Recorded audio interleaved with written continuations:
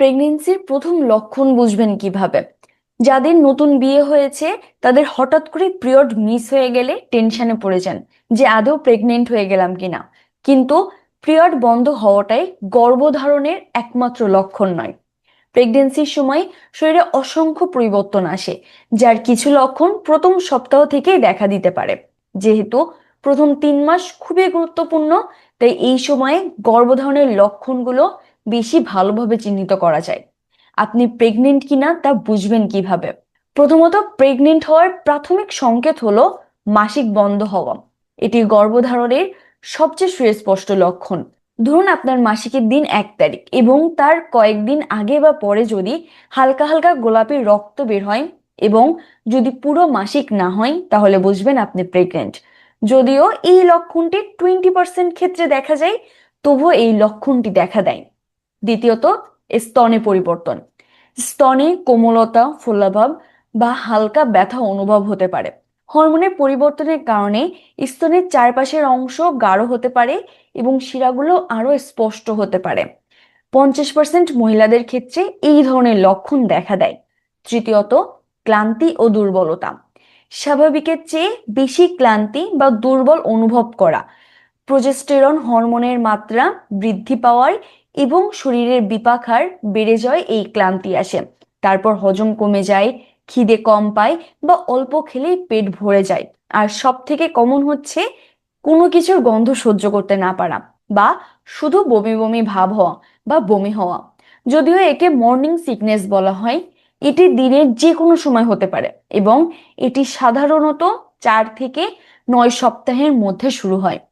এরপর আসে ঘন ঘন প্রস্রাব। হরমোন পরিবর্তনের কারণে কিডনিতে রক্ত চলাচল বাড়ে এবং পেলভিক অঞ্চলে চাপ বাড়ে।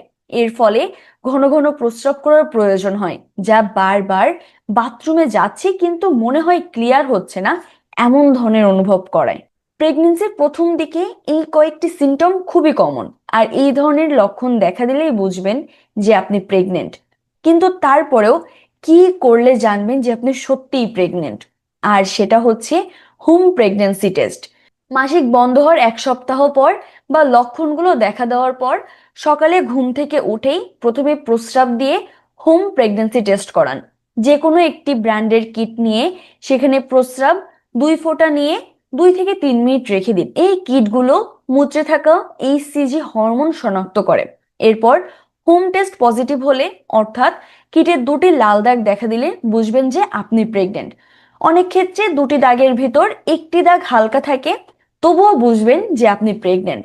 তারপরেও আপনি 48 ঘন্টা পরে আবারও টেস্ট করবেন, আর যদি সেই সময়ও সেম হয় তাহলে বুঝবেন যে আপনি প্রেগনেন্ট। অথবা আপনার মনে যদি তখনও সন্দেহ থাকে, তাহলে চিকিৎসকের পরামর্শে রক্তে এইচসিজি হরমোনের মাত্রা পরীক্ষা করান, অর্থাৎ রক্ত পরীক্ষা করান।